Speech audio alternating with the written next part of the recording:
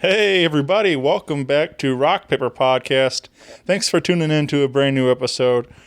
Today's episode features comedian JC Sibala. I had a great time hanging with him. Recording this one, we did maintain our social distancing while recording, so no worries, but hope you were all safe out there in quarantine, and hope you are taking care of yourselves and all your family.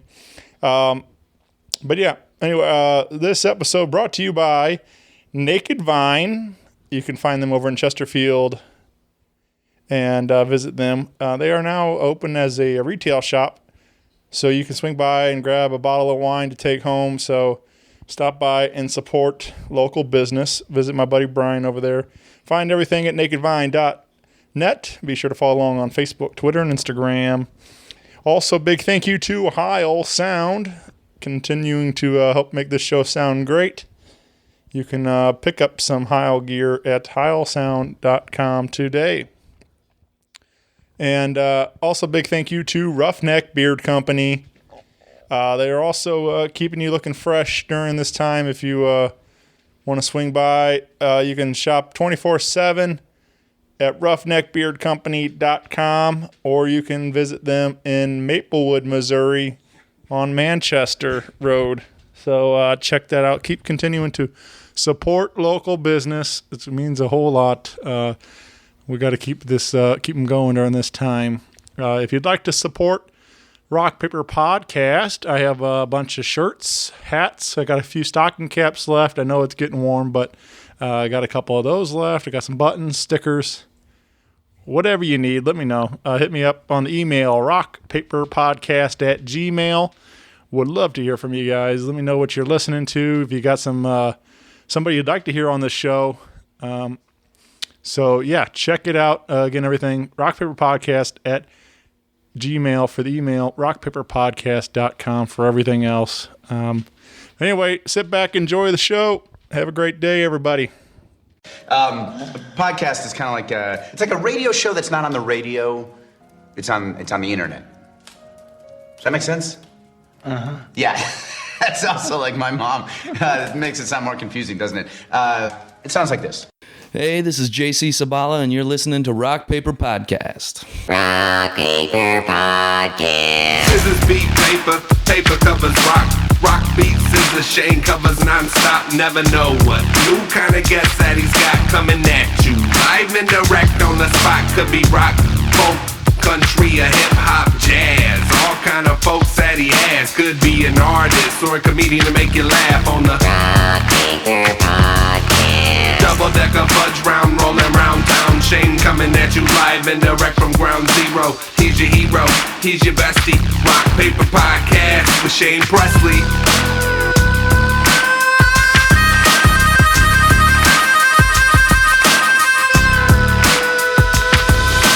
Rock Paper Podcast. Hey, everybody. Shane Presley here, Rock Paper Podcast, coming to you from St. Louis, Missouri. Hanging out today with JC Sibala. Welcome back to the show, my friend. Hey, what's up, Shane? How you doing, man? Good, man. This is definitely some weird times going on, but Yep. I'm glad to be here hanging with you. Keeping our 6 feet distance. Yep, maintaining our distancing. Yeah, man, it just kind of feels good to be back here too, doing something like this, because I haven't really recorded in a long time, so it feels, it's nice to have these little moments where it feels like normal again. Everybody end up canceling on your schedule. Oh yeah. Well, nobody had any shows to plug and everything else. So Yeah, no, all my shows got canceled. right. So. So everybody's like putting everything on hold, and so I was like, I've done, I have some coming up. We're going to try to do over Zoom. Going to give that a try. But either way, I'm just like, it's just nice to be back behind the mic, hanging out with some buddies and having some sort of sense of normalcy, back to your life. So, Yeah.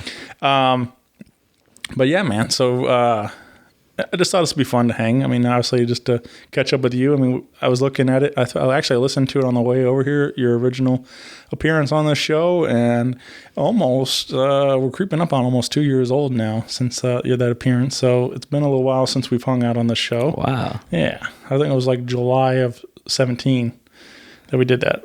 So we're coming up on 3 years. Oh, yeah. That's what I meant.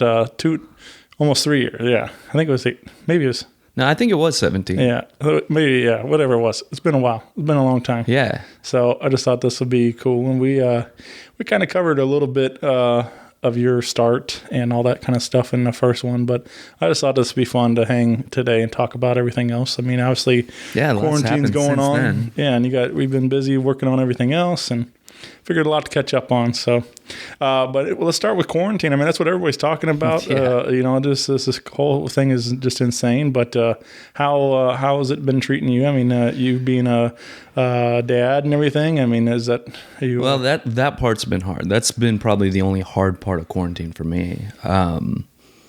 Is that my son's mom and I both decided it was best for him to stay in one spot and not go back and forth between us and everything, especially because sometimes in my day job, I do go out and I go see customers and things like that. So, I usually have to make time to go visit him, which is weird. Like, so I've got to, drive like 30 minutes. Actually, now it's only like 20 since I moved. But it's about 20 minutes and go hang with him for a little bit. And he's so cooped up that he's just wild all the time. Now. I mean, he's going to be 6 here in 2 weeks. And he's just, he just has so much energy and like, he wears people out right now for sure.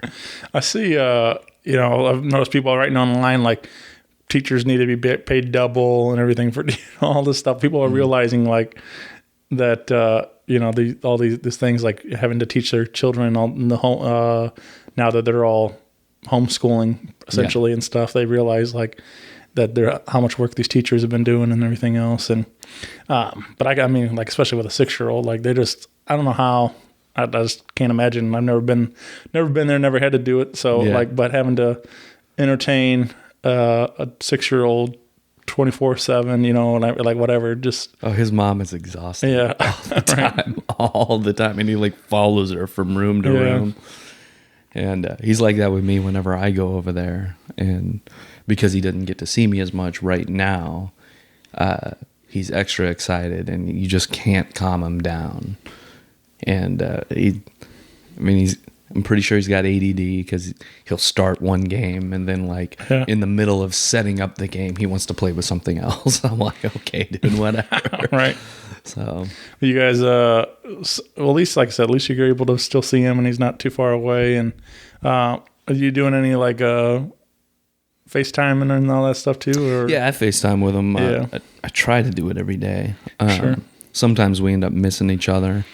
As far as like, he happens to be outside or he's working on homework, which is crazy that in kindergarten they have homework. Yeah.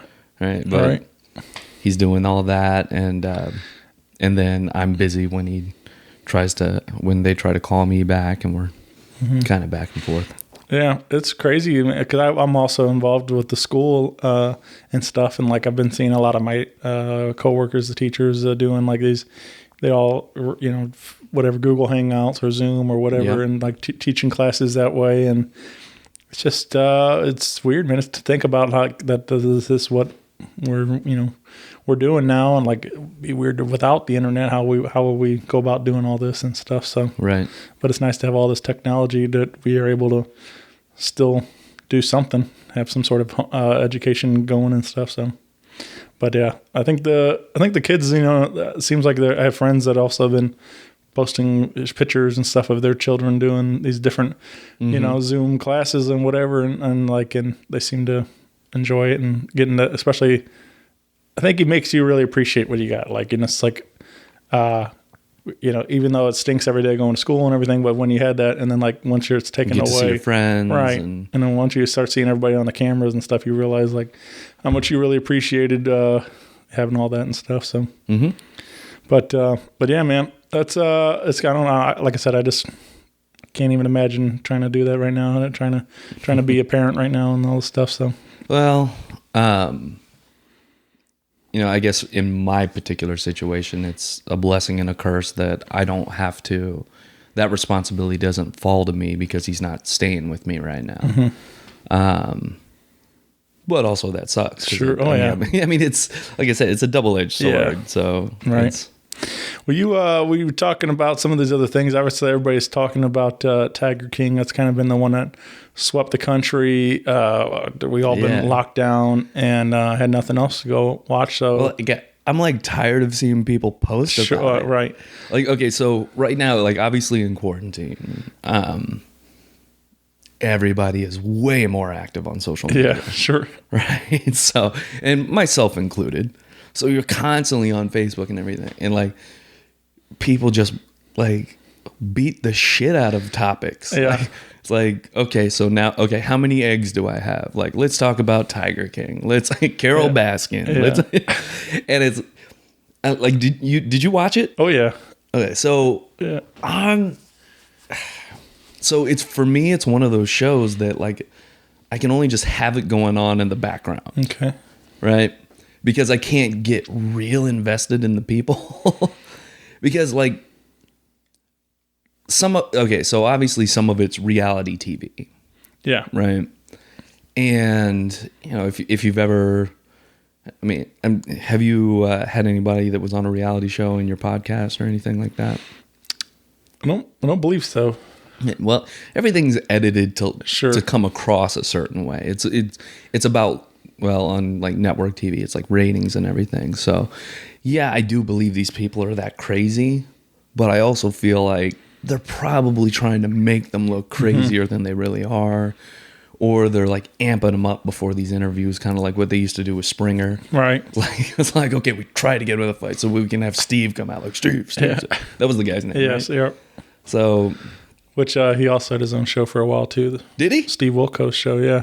No way. Yeah. Which is basically the same thing but he was Jerry instead. Like, so yeah. So I can't believe. What was he Spring? Was he a mayor or a governor? yeah, I think He was like a mayor of like Cincinnati or something. something like that. Some sort of political title. I don't remember exactly what his position held, but yeah, he was. And then, but yeah. Anyway, I missed the Springer show. yeah, dude. yeah. There, definitely some quality entertainment while I was in high school and stuff. Like, you catch that on late night TV and stuff. And I mean, we obviously still have a fixation as a society with kind of I don't want to call them like trash people or anything, or not like lower class or anything like that, but like people that seem to be. It's like a collective Schadenfreude, Right. Right. It's like people that like you can tune in and watch it. It's like, well, at least my life isn't that bad. Like, Yeah. you can see like, whoa, like those people. Whoa, like, I don't have anybody in my life that's that shitty. yeah. There's I think there was definitely some of that, and some of that's come out. Like I've watched some of those, like some of the different interviews, and I think they were talking. Like one of them was that like John, one of Joe's husbands or whatever, and like how he's sitting there. Joe's husband. Yeah. That's how it just sounds. So, well, you're not that straight. Yeah, yeah. God. Well, they made him. They asked him to be shirtless, like in all those interviews and stuff. And they were talking like, and he said that was their idea, like that, show off his tattoos. And he's like, "Well, I got him. Might as well show him off." And like, but they were trying to make him like this, like the sexy guy or whatever, kind of thing. But even though he had like Messed up teeth. no teeth and things. So like, Didn't they fix his teeth? yeah. And like apparently, like I was like even then when they were shooting some of the stuff, they had footage of that, but they didn't put any of it in the show. And they showed like I think at the very end of it when he's like getting his tattoo covered and stuff, and like I think he was right then. It was like he had like pulled the rest of his teeth and was getting his dentures in and stuff. And anyway, something along those lines. But so like they definitely showed you what they wanted to show you to make these characters. It's like these are real people, but they also hyped them up like you're saying to make Like Honey Boo Boo right, and all sure. that stuff. Like, so yeah, it was interesting looking into that world though for sure. It was definitely I don't know. Like I knew you obviously got to know some of that stuff's going on, but I didn't know it was going on to that kind of level. Like with all the whole big cat stuff, like having 200 something cats or whatever and all this stuff. Yeah. It's just like, that is pretty insane.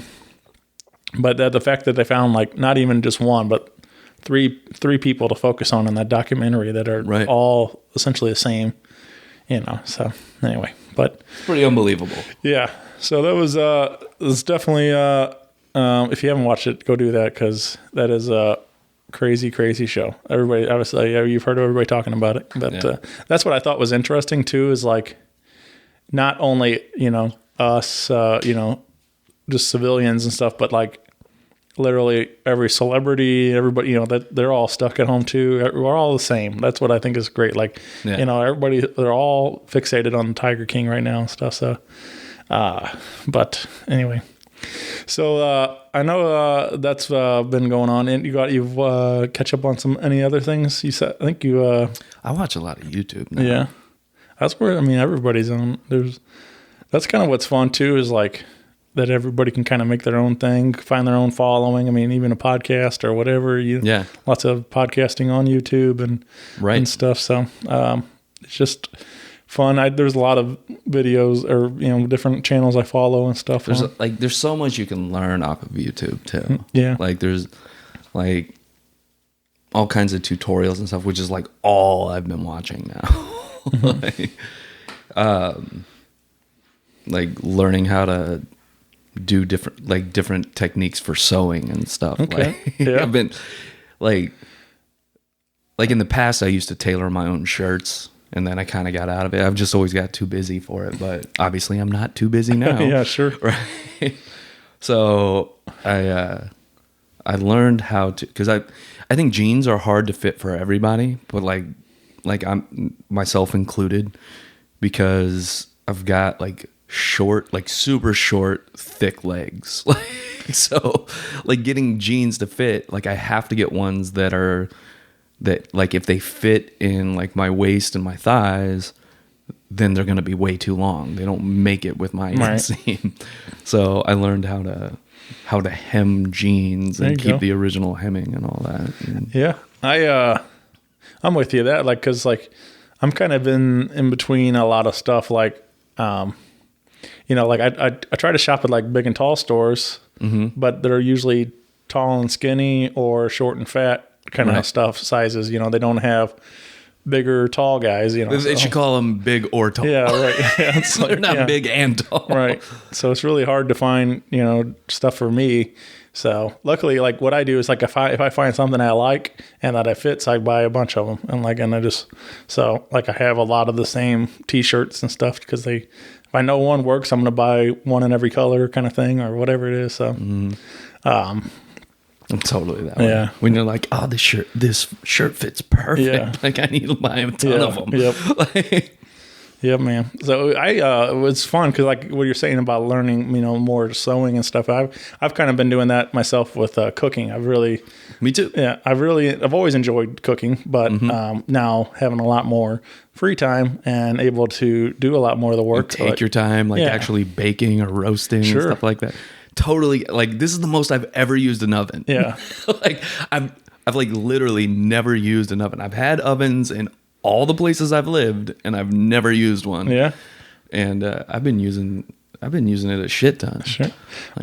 My wife's friend gave us this bread maker the other day. Mm-hmm. She just wasn't using it or something. I don't know how the conversation came up with her and her friend, but she brought home a bread maker, and I'm like, all right. And she's like, I want to make some bread. I'm like, all right, let's do it. So I finally went to the store and I got, I had a lot of the stuff at the house, but I didn't have like the yeast that you need in a couple little things like that. But made my first loaf of bread the other day, and I was like, I never made homemade bread before like that. So it was cool to challenge myself to do that, even though the bread maker did all the work, but it was still fun to put it all together and make it happen. But different things like that. It's just like, again, it's just stuff I would have never done in the past because usually most of my meals are pretty quick and on the go kind of thing. And then it's just like to take my time and actually do something fun and, and learning something new and challenging myself. So yeah, man.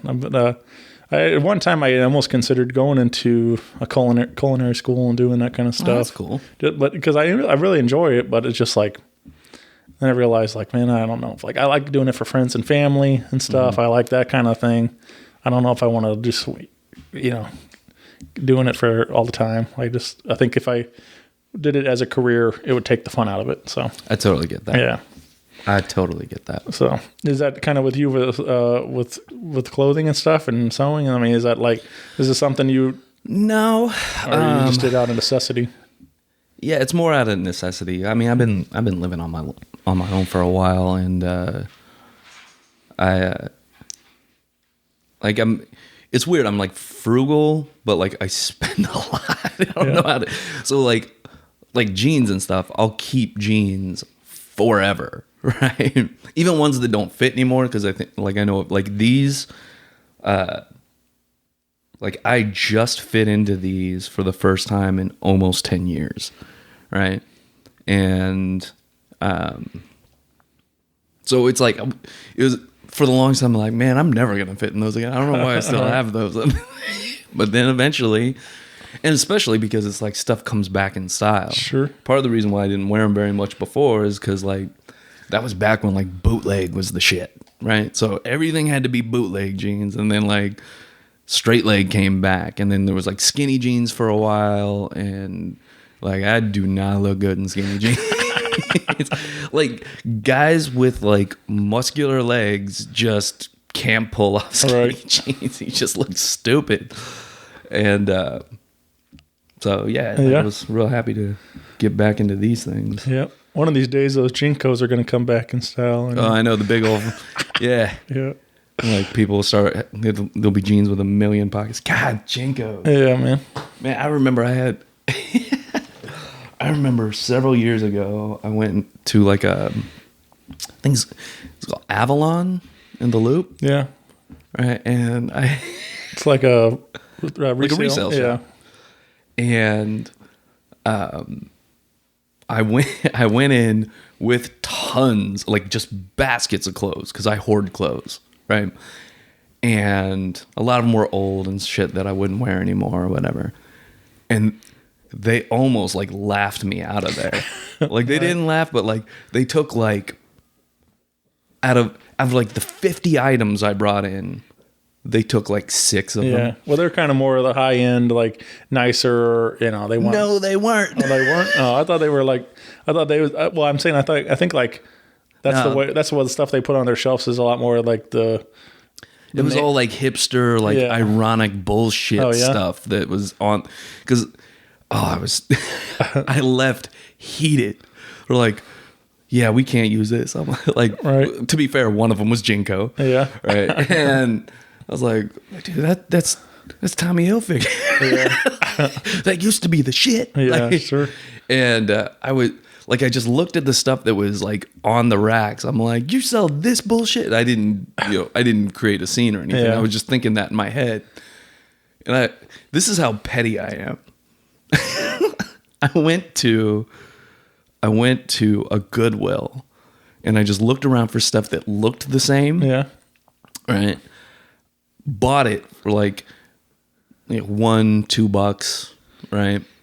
Then took it to Avalon, sold it to them at a profit, because they paid me $4 or $5 a shirt or whatever, and then they put it on their racks for $15, and I'm these dumbasses. Look at them buying this. They could have bought it for $2. So I was just, nah. Yeah. I'm petty like that. I'm just this is how shitty you guys are. Yeah. Well, you one thing you mentioned when I came in, and I wanted to kind of get into that, I don't think we had talked about it all the first time, and I don't think I even knew that you played, but you mentioned you used to play in some bands. I used to play in one band. Okay, so I've got a lot of past lives. Yeah.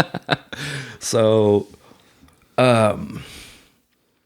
okay, so in college, and a lot of this stuff is stuff that I use as material for the stage now. Right. But in college, I was an aspiring rapper. All right. No, no bullshit. Like anybody was gonna, I'm half white. This was early 2000s, and Eminem was big, and I came from the suburbs. I grew up in Overland Park, Kansas. It's a suburb of Kansas City, right? I have anything of substance to talk about. It was all about all this pussy that I get. And like, it's just look how much I drink and how much money I spend, which, yeah, I did drink, but like I didn't have any money.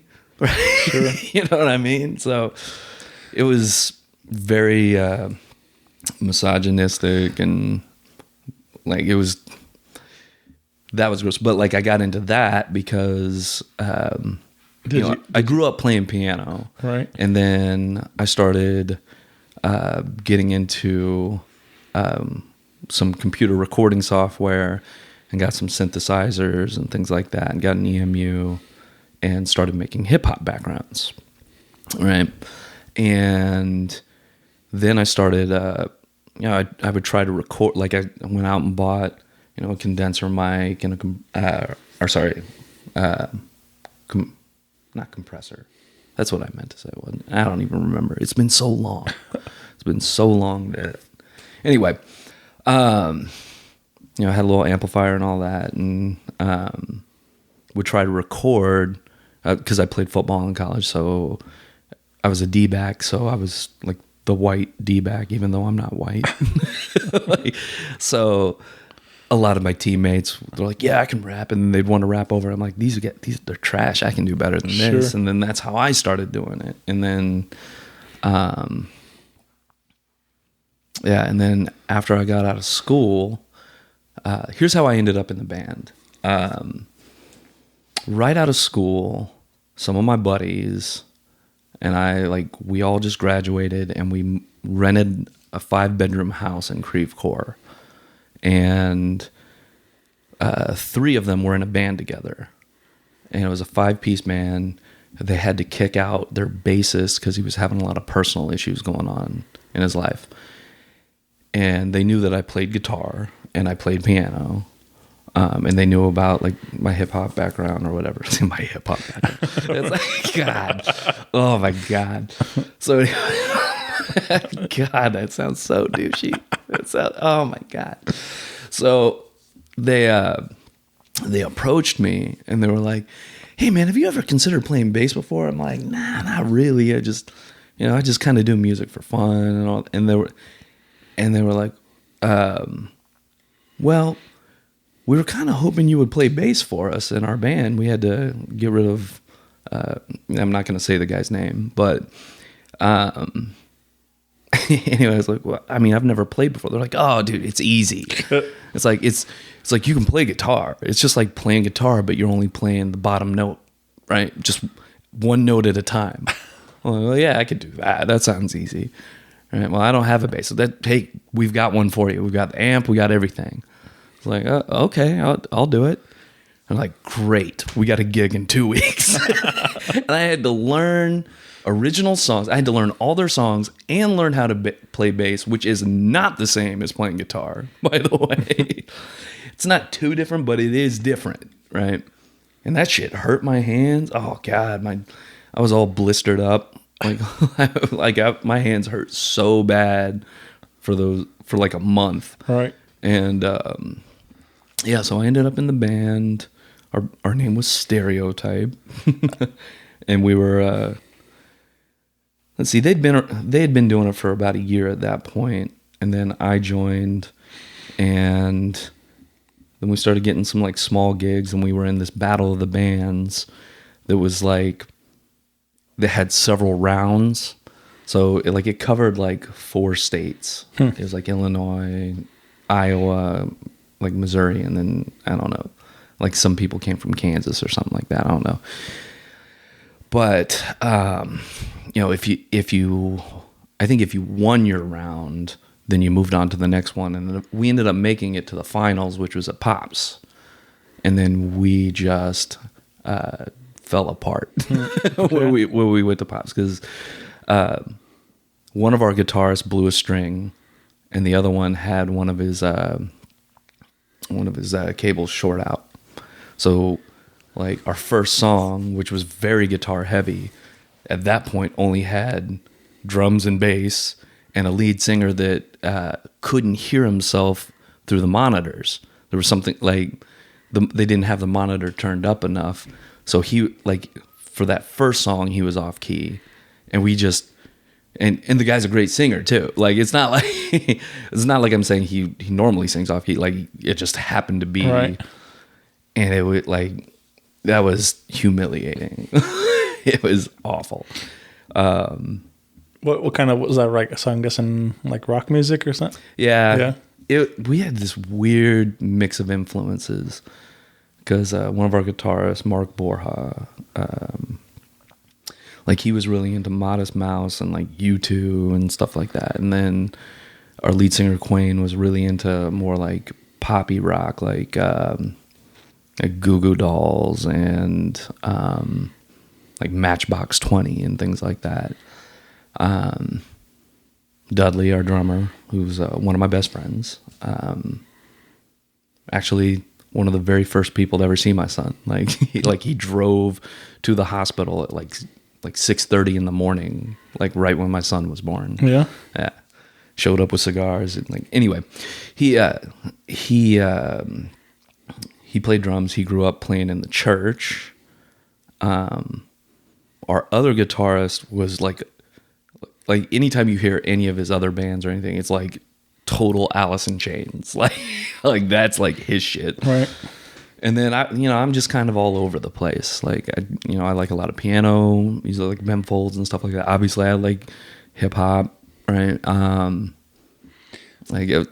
just met, like I was thinking, like talk at the time period and everything else. It was like Hoobastank and Incubus and Right. stuff like.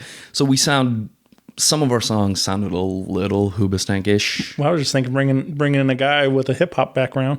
No, we weren't going to do that. We weren't going to be Limp Bizkit. Yeah, I thought you were going to try to do some like Linkin Park or new metal type of stuff and all that. Nah, Like, we were definitely not like that. Yeah. we were a lot more like I said, like Incubus Sure. or like Hoobastank, like in that style. yeah, nice, man.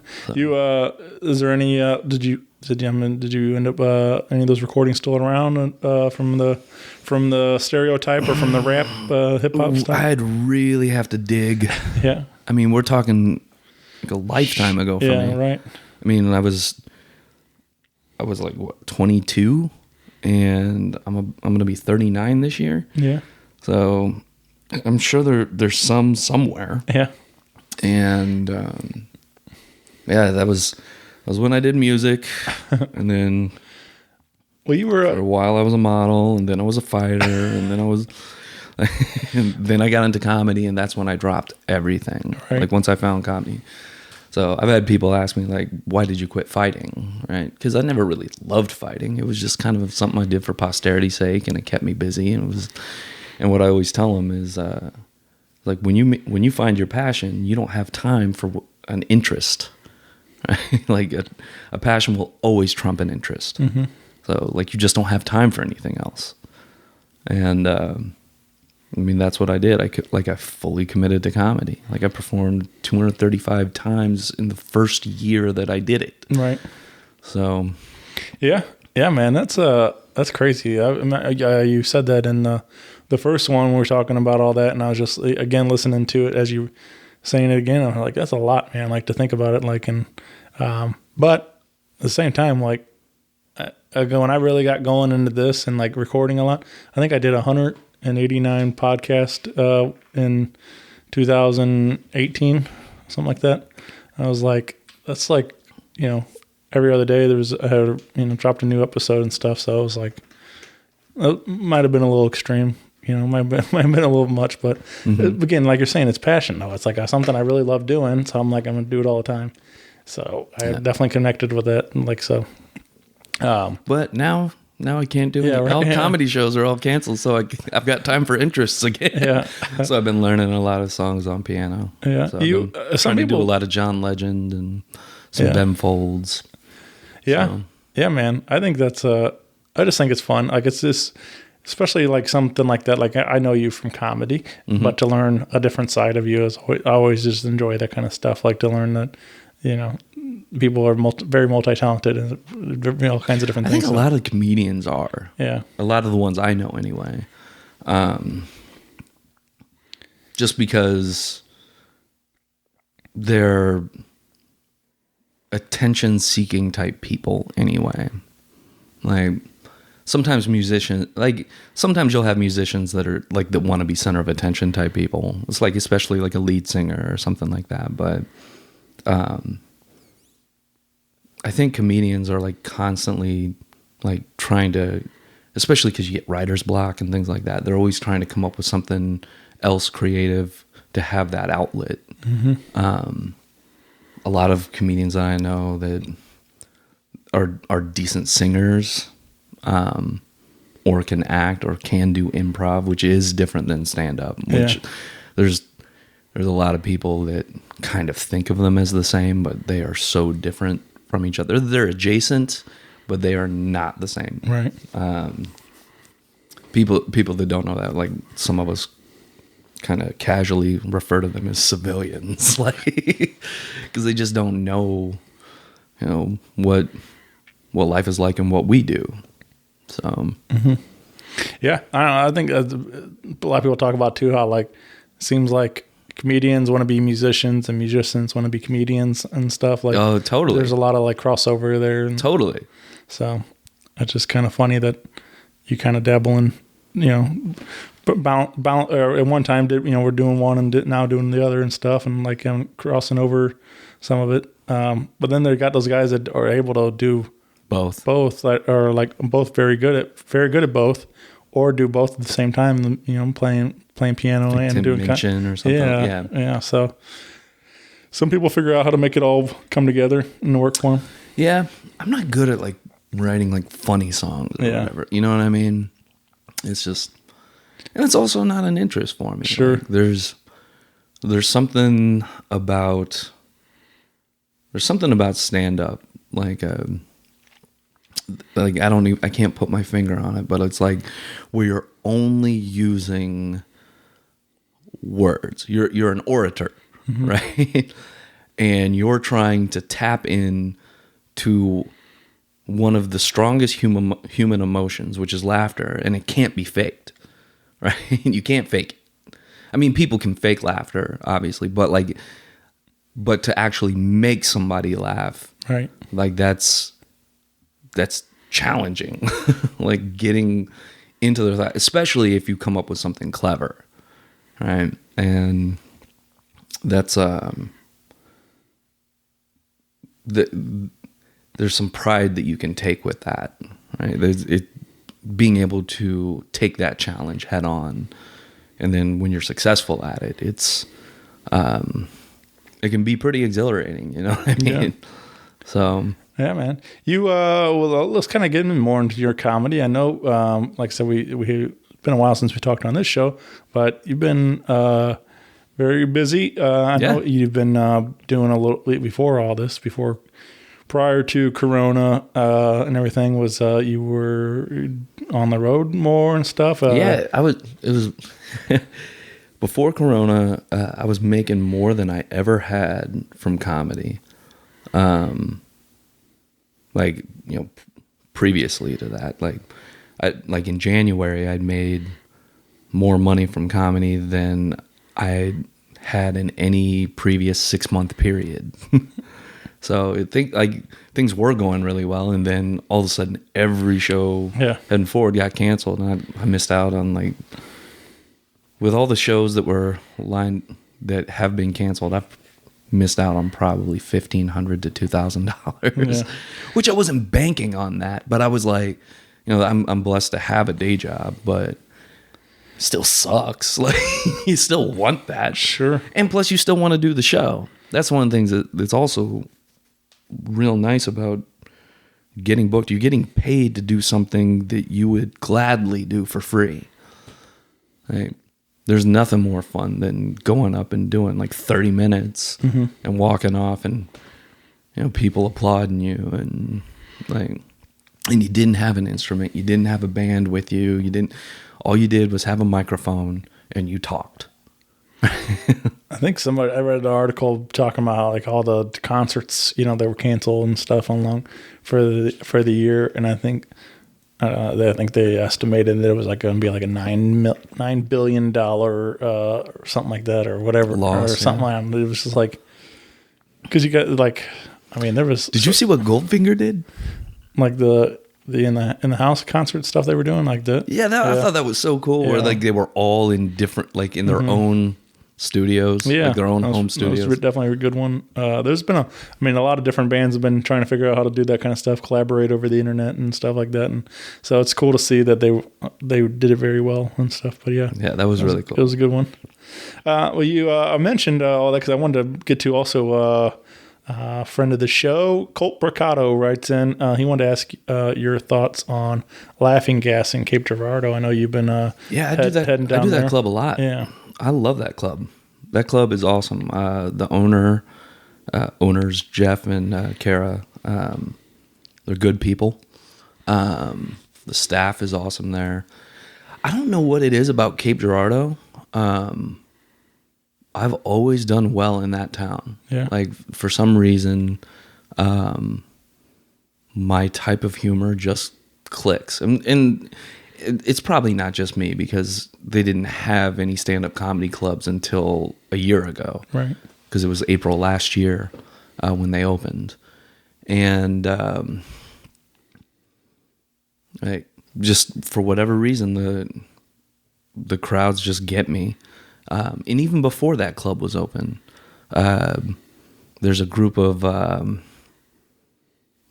down there, Tom Cook and I think the other guy's name is Tyler and Thor. I always forget their last names, but it's Tom Cook is basically the main guy that I know down there. He'd put a lot of shows together down there, and he'd sell them out. And we always had great shows. Anytime I went down there, I was like, wow, you really know how to put together an independent show better than any of the people here in St. Louis know how to put one together. And that's not a knock on our St. Louis comedians, but a lot of them are comedians and not promoters. Probably the two best people I would say at putting together independent shows are probably Chris Sear and Max Price. And then there's some people that don't do comedy, but they actually put some shows together. This guy named Sean Fowler, he put some really good shows together. Mm-hmm. But he picks them in like smaller towns, and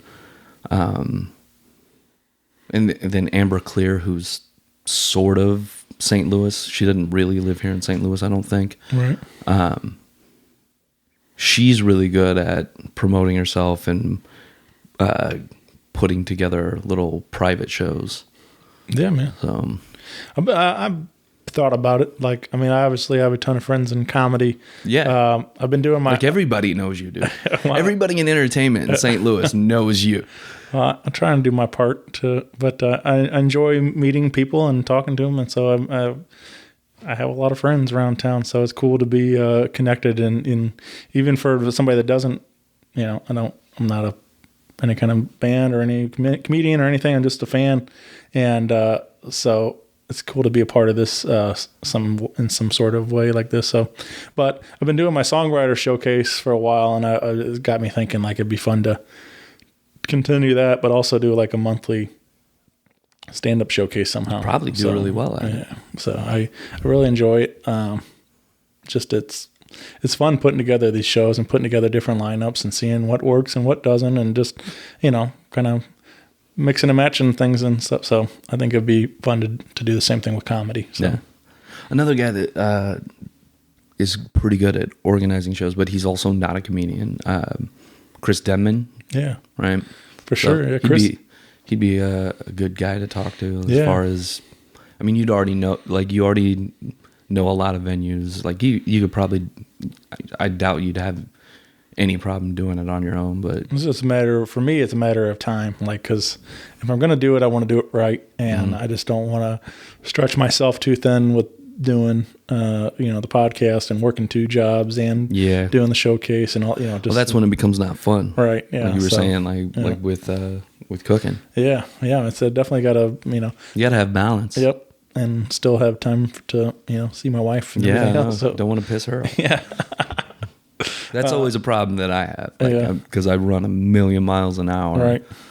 Which is probably why I'm not married, because I mean, I'm not available. Yeah. I'm working, I'm doing comedy and working, or I'm taking care of my son. Like, Yeah. no time for. I got 99 problems already. All right. Yeah. You mentioned the laughing gas though, and I think like something like that down there, like in God, I hope they make it through this. yeah. Well, that's the thing too. Like, yeah, it's just crazy. So many comedy clubs are going to go under. All right. There's a newer one in Kansas City too, called Comedy Club of Kansas City, because they're really original. But like I was supposed to be there for World Series of Comedy in March, and that got canceled. And that sucks because I was trying to break into that club, you know. Yeah. And like that's the best way to get into. Like if they do like some kind of showcase where there's people from all around, that's one of the best ways to get your foot in the door with a club. Because a club owner or a booker, whoever is taking care of that, they get thousands of emails with little YouTube links and stuff. They're not going to watch everybody. Like they just don't have time for that. Mm-hmm. And they've already got all their local people that they can use at any point. And because I'm from Kansas City, like I can bring a lot of people, but I mean that guy doesn't. It's not like he knows who I am. Right. And I used to perform at Stanford's all the time, which was the main club. And then Improv opened up there. But Stanford shut down because the owners died. And so I haven't been able to perform in Kansas City for a while. Mm-hmm. And it'd be good to get back. Because, I mean, the high school I went to is 5 miles away, you know? So, like, in a lot of people that I grew up with just never left. So, mm-hmm. Yeah, that would be, I mean, yeah, that'd just be fun to get back, and especially something like that where you can come by once a year or whatever and stuff, or something like that, and you know, for a weekend, see my old friends and stuff. Yeah, man. Yep. Well, hopefully, we can get back to it, and I don't know, man. Like I said, this can be a big test for a lot of businesses, but I think entertainment is going to be the biggest one that takes the hit, man. Because like movie theaters might not, like AMC's talking about filing bankruptcy, right? Dude, that's going to like rock our world. Dude. And it, the way like now everything's going to be on streaming and everything. Mm-hmm. I think it's going to eventually. I think we'll come back, but it's just like, you know, it's going to be a long time. But they're talking. I saw an article the other day said something along the lines like that. Like it might be February or fall of 2021 before we get back to like concerts and like big ones like and stuff. So because not only are people not allowed to like gather and all that, there's going to be a lot of people trying to recover financially. Yeah. So yeah, it's crazy, man. It's weird times. Like just to be able to buy tickets to go to them, you know? Mm-hmm. But yeah, it's just weird. Like, it's just the whole dynamic, like the fact that like maybe just a month ago or whatever it was. And like, I felt like I was like so pumped for this summer, like, cause there was like so many great tours coming through town for the first time in so long. Like, it seemed like St. Louis was getting skipped a bunch on a lot of these good tours. You know, they were hitting Kansas City and Chicago and everything around us, but they weren't coming through St. Louis. And like this year, it seemed like every great show was coming to town. And then did they already cancel Lou Fest or whatever it's called? Oh, Lou Fest was that was canceled a couple years ago. Well, I thought they were bringing it back, and then they canceled it. And then that one got in some trouble because I think they owed money to. Like the staging company and stuff, all that, the people that were helping put it all together, and I think it got to the point where they had like Lou Fest set for the year, and then but they owed for back money from the last year or something like that, and they were like, if we don't get our money before this date or something like that, we're not going to do it, and then they bailed on them, and then they ended up having to like cancel like Lou Fest that year and stuff because they like had like the couple days before or something like that, and then But yeah, that was a real mess. It'll be And interesting. to see never what- recovered from it and stuff. So It'll be interesting to see what happens with all that stuff. Like in comedy, like the summers when all the comedy contests Yeah. going on. Like I'm in the World Series of Comedy, and I don't know. You know, like I'm supposed to perform at some satellite clubs. I'm supposed to be in, I think, Colorado Springs and Minneapolis later this year, and who knows if that'll happen. you've been doing any of the Zoom comedy or anything like that? No. I've got a lot of friends that do it. I had somebody ask me last night to do it. Like, sent me a Facebook message like, "Hey, we're about to have our Zoom show, and I was seeing if you want to do a spot. I've got an open spot left for you." And like I declined it because so whenever you're a comedian, when people find that out, they're like, "Okay, tell me a joke." Right. It's not the same. Right? It's not the right atmosphere. It's not the right setting. It's like everything's different when you're there live in living Sure. color, right? And there's other people, like you're feeding off the energy of the crowd around you.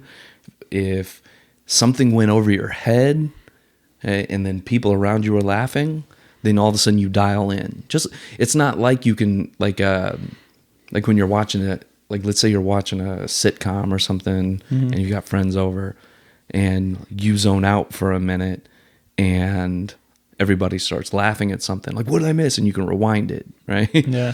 So it has to have that right energy anyway. And also as a performer, you change based off of crowd reaction. You feed off of their energy. You might mirror it. You might switch gears based on what you're seeing, what they're giving you. Right. Right. So like anybody that features should have at least like an hour worth of material legitimately, because if they've got, let's say they've got a 10-minute chunk of their set planned that's all kind of around the same thing. If they're not feeling it in the first 2 minutes of that, you got to switch gears and tap into some of that other material that you have. And when people are doing these Zoom meetings, you're not getting that energy because you're sitting there by yourself. So it's like you're bombing. And like, who wants to bomb where everybody can see it? Like, I don't want to be that way. I want to be in their face and see how they're responding to it. Right. You try, especially if you're trying some new material. Like, there's people doing like open mic stuff and all that, but I'm like they're doing like these online Zoom open mics, and I'm like, well, part of the reason why you go to an open mic is to see what the actual visceral response to it is. Yeah, exactly. Okay, because you're really trying to get a feel on, if this is tapping, if you're getting your finger on the pulse of something. Yeah, it's a little different when it's LOL on your comments back and stuff. It's like I'm not an internet comedian. Yeah. I make memes, but like that's it's not what I do. Right. There's people that I'm an internet comedian or whatever. Well, I'm even that same way with like Netflix specials or any I go see a lot of it live. I recently Bert Kreischer dropped a new special and Tom Segura dropped a new special, and I saw both of those guys do that act when they were in town live. And I tried watching the special online afterwards. I didn't realize it was that same material. I had, that they were fleshing out and getting ready for their right. Yeah. So when I watched it, I was like, there was a lot of the same, obviously the same beats, everything they were working on. Some of it was more polished. Yeah. But I was like, even that, I was like, man, I enjoyed the live version of this way better than sitting in my couch watching it. Like, it's still funny, but obviously, especially if you've ever seen it, it's not nearly as funny. But there's without that community, being laughing with your friends or even strangers next to you and stuff, like there's something, it's totally different aspect to it, well, there's that. And then at least even when you're watching like a comedy special, right, there's a few hundred people in that audience that are laughing, right? At least you connect with there's them. a reason why sitcoms have a laugh track, right? You know what I mean? So and because that comedian is getting that laughter, that's affecting their performance. It's changing their timing. It's changing their cadence. There's nothing in the back of their head. Like all their confidence is sky high, right? And that's one of my favorite things on the internet is the sitcoms with the laugh track taken out.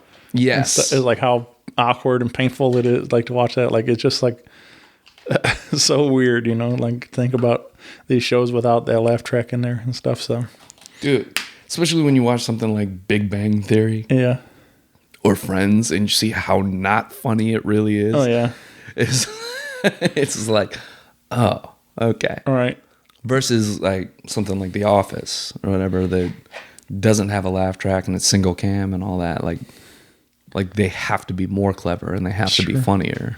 So, man, I speaking of The Office, I started it. I got into the series way late. Dude, I didn't get into it till about 2 years ago. Yeah. And I ended up watching the entire thing. And then I watched some of it as it was like happening live, but like right at the very end of the series kind of thing. So probably not. That's not. You know, you can still enjoy the episode, but you know when you don't know all the backstories and stuff you don't appreciate it as much. There's still a lot of jokes that still hit. Yeah.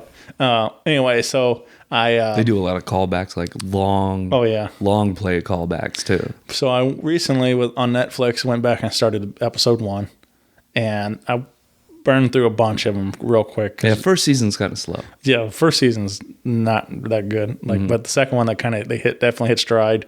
That developed because especially when you have a whole office of characters, it takes a while for those characters to develop and stuff. So I'm glad that it got the second. Dude, Krasinski's turned into a beast. Yeah. Did you ever see Jack Ryan? Oh yeah, Dude, he's a badass Yeah. in that. And hopefully he gets cast as Reed Richards. Yeah. And I'm a huge MCU nerd.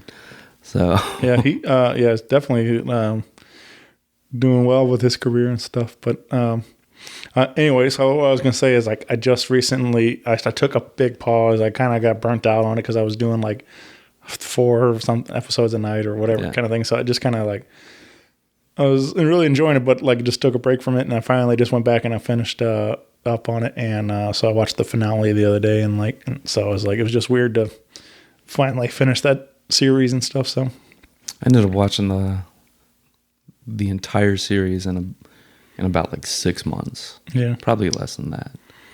So yeah, I was dating a girl at the time that she got me into it, and I was just like, yeah, okay. Yeah, I laugh so hard through some of those though. Like there's some, especially Kevin. I think I connect with a lot with his stuff. Just that he makes me laugh so hard. Some of the dumb things they have him say and stuff. So Yeah. but yeah, great show. I like Jim because he's like dry and sarcastic, which is totally me in an office. Because where I work is like it's an office, right? So, and there's all these different characters of people. And yeah, that's what I talk about it a lot with my wife, because she doesn't really work in an office, but she still works around all these people like that. And like, so I'm like, that's what's so great about the show is like, these aren't characters. These are real people. Like you realize like we totally have a Phyllis. Yeah. You have all those same people that you can switch out and stuff. That's what makes that. And same thing with like, we've got a Stanley, like in our, like for real in our office, we've got those characters. Yeah. That's what's so fun about that. But we've got a, what's the older guy's name? Creed. Yeah. We've got a Creed. Yeah. That was one of my favorite parts of the finale. Like at the end of it, when they, like Creed, like he tries to, they said he faked his own death and all this stuff and all this thing. Anyway, Creed's so funny too on that show. So, you got anything? Have you? Is there any other besides Tiger King we talked about? Is there any other shows you've been binging or during? I binged Ozark, but I always every time it comes out, I do. I just got finally. Enough people were talking about it. I was like, I guess I should check this out. Dude, it's pretty dope. I started on episode 1 the other day, and I got a couple in, and like I can definitely enjoying it and stuff. The pacing reminds me of Breaking Bad. Okay. Like there's a lot of really slow parts, and then all of a sudden at the end of an episode, you'll be like, "What the fuck?" Like, it'll just like hit you like, God damn. And I think what took me a while to kind of jump on board, because like I like Jason Bateman enough, but like I always kind of figured he was he's a comedic actor is what you think of him, but he's so it's hard to for me it was like hard to take him seriously as like this, as his character and stuff, and so dude, he says some vicious things. Yeah. Like I think it's like episode 2 or 3. There's something he says that makes his wife slap him, and I'm just like, oh, good for you. that like good for him for saying this shit. Like he like dug deep, and I carry a lot of vitriol. I spit venom like crazy, and I usually just keep it to myself. But there's times I just want to like let it spew, and and like what I like about his characters, he gets to say some of the things that go through my mind sometimes. Right? Yep. But I got a lot of catching up to do. Everybody's people haven't been posting spoilers, but everybody's been like, oh my God, the end of season 3 or whatever and all stuff. So I'm like, well, now I got to catch up and I got to figure out what the hell they're talking about. Yeah. So and then let's see what I saw a movie on Netflix called The Platform. Have you seen that? No. Okay, it's like a foreign film, and it's overdubbed, right? So I think it was in Spain, but it is messed up. Like the premise is like they're in like a prison basically, but instead of being a prison where like you walk along and there's all these cells, all the cells are stacked on top of each other, so it's like a 300-story tower, or it's either that or like a pit. You don't really know because you never see outside. But anyway, vertically is how these 300 cells are done. And in each cell, there are 2 inmates. And then there's like a rectangular hole in the floor of every cell. And you can look down or look up into the cells above you or the ones below, or the floors, right? And every month they rotate you. They put a gas in there and it moves you to a different floor. They put a gas, it knocks you out. They move you to a different floor. You wake up on a different floor every month. The reason why that's relevant is every day this big, huge table that's exactly the size of the hole in the floor comes down through the ceiling. And it's like this big, huge, decadent feast, right? Like a giant table filled with food. So the people on the first floor get it when it's fresh and brand new, right? And then they eat, like they're given like 10 minutes to eat as much as they want. And then it goes down to the next floor, and then those people can eat. So if you're down on like floor 100, there might not be any food, but if there is any food left over, it's all picked over and gross and gnarly, and it's like this so down in the lower floors there's cannibalism going on, and it is a creepy ass movie. Yeah, and worth watching just for something different to watch. Right. Not something I would watch repeatedly. Yeah, it's just one of those like when you saw did you see 12 Years a Slave? No. Right. That's one of those movies like, yeah, I'll watch it. I should probably watch this. Yeah. And then like you get into it, it's intense, and you're like, okay, that's good. Sure. I've seen it. I don't need to ever see it again. Yeah. Yeah, there's definitely a lot of movies like that for me. Like Joker was almost like that. Yeah. Almost. I enjoyed Joker. I do like I don't know if nothing. It's not one that I'm going to watch. Sure. Yeah. I mean, it's like the movie Crash. I only had to watch it once. I'm like, that's good enough. Yeah. Joker is a weird one too, because you have to, it's such a dark, character, and that like you got to tap into that world a little bit and stuff, and so it's like the big thing about mental health, right? And so it's government's role in it and society's role. But so you almost kind of got to like, I'll tell you what you get. Get what you fucking deserve. Right. You got to like be in that headspace for a while, and it's like it's not exactly a fun place to be at. To really like, even as watching the movie and stuff, just like it's just a messed up, part, it's like into his world, into his head and stuff. So, yeah. When you're talking about all that platform, it reminds me of there was, which I still think it could be a great idea, but George Carlin has this bit and that he did on one of his later specials.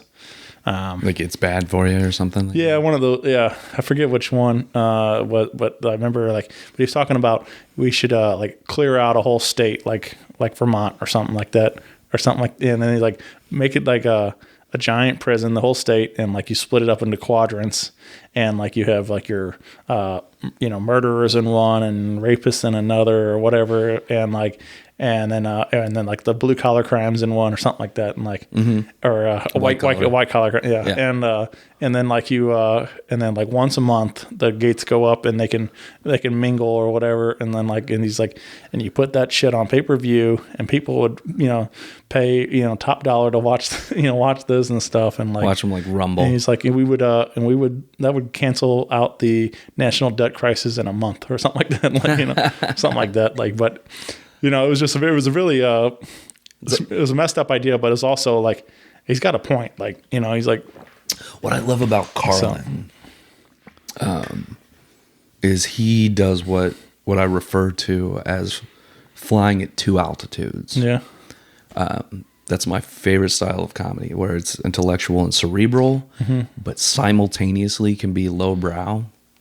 Like when he's like his 7 dirty words bit, like it's his classic bit, right? Like, what is it? Shit, fuck, piss, cunt, cocksucker, motherfucker, and tits. Yeah. Something like that. But like, he just extrapolates all this and makes it very dense and grammar driven, but at the same time, he's just cursing up there. Sure. But it's not just shock value cursing or anything like that. There's actual thought and intelligence put into it, and for somebody that enjoys higher brow humor, that there's something there for that person. But for somebody that doesn't appreciate that or doesn't get it, they're still getting the lowbrow stuff too. Yeah. And the comedy I do now, I try to do that. Not all of my stuff succeeds at that. Right. Another guy that's really, really good at that is Dennis Miller. And I'm not like this huge Dennis Miller fan, but I can really appreciate his craft. And a lot of his stuff is really subtle.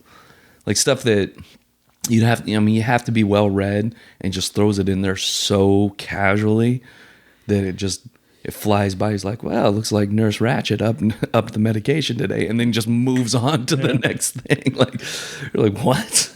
Like, you have to know One Flew Over the Cuckoo's Nest to get the joke, like just the way he goes about is like some of the stuff he says. Yeah. I never really got into it because and he's a little too political for me now. Just like I don't like Bill Maher. Remember when they threw him into Monday Night Football? They threw Dennis Miller in there for a while? I thought he did it. I thought he was all right. Sure. I just thought it was a weird thing. They've tried color commentary. They've had other comedians do different things with sports and different. Yeah. But I just thought it was strange. Like they were like, yeah, let's put Dennis Miller in there for a little while and stuff. Like, he's a smart guy. Yeah. And like I said, it's color commentary. Sure. You've got your play-by-play. Yeah. And then, what are you going to put? Like Madden? Yeah. Like Madden was like, here's a guy. Yeah. Here's a guy that, look how dirty he is. It was just some of, like, I really like, who is Tony Romo with? Was it Jim Nantz? Was that who they paired him with? Yeah, I think so. Yeah. So like some people didn't really care for Romo, but I thought he was a great color commentator. Right. Like I was like, this is cool. Like, and he's telling, like he's predicting every single play, and then it happens. It's like, okay, based off of what this defense is doing, he's going to want to go here, and this receiver is going to break off his route, and then all of a sudden, boom, it happens, and you're like, holy shit. Right. And then I remember, I think it was Jim, and he was like, how do you know all this? Like, where do you learn all this stuff? He's like, it's called being a quarterback in the NFL for 16 years or whatever. Yeah. But yeah. Yeah, man. Yeah, that's what I do. Like, I like appreciate something like that where at least the guy is very well educated on what he's talking about. I mean, like, he wasn't coming from it just as like an announcer perspective. He was, Sometimes had to back it up. You need like the voice of the fan though, because Yeah. I mean, all of them. I mean, like if you watch like First Take or Pardon the Interruption, or what's the one with Skip and Shannon? I always forget that one. Whatever it's called. I mean, I'd rather watch Dennis Miller than Skip Bayless talk about anything. Anything. I'd rather watch Zach Galifianakis talk about sports than Skip Bayless, right? Because it's all opinion and speculation and all. Sure. Like it's all bullshit. All right, that's what they get paid to bullshit, and you might as well have somebody that's entertaining to listen to. Because Skip Bayless is just trying to like incite. Yeah. He's just trying to piss people off. I hate Skip Bayless. Who doesn't hate Sure. Skip Bayless? I think there's some of those guys that have to be that character though too. Like like we mentioned earlier and stuff. How TV, they want to have you sort of arguing with this guy and stuff. Like I think there's people that have that personality where they have their opinions and you want to.